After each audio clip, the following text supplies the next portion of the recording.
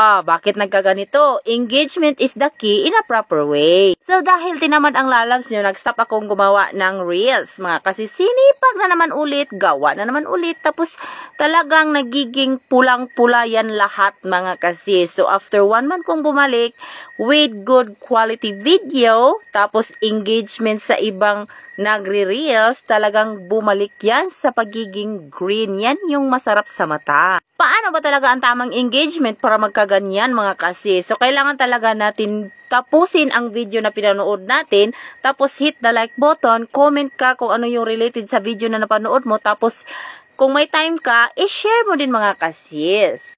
At sa tingin ko, mga kasis, mas organic yung nagpa-follow ka doon talaga sa reels. Kaya yun yung ginagawa ko. Kaya ganito ang lumalabas sa akin. Kasi kusa din sila nagpa-follow sa akin yung mga ka-reels na iba, mga kasis. And then pinapalo ba ko din sila kasi love tayo lahat ito. Help with each other, mga kasis, ika nga. At asahan mong magiging green grass of home ka na. Kaya salamat sa mga support. Bye!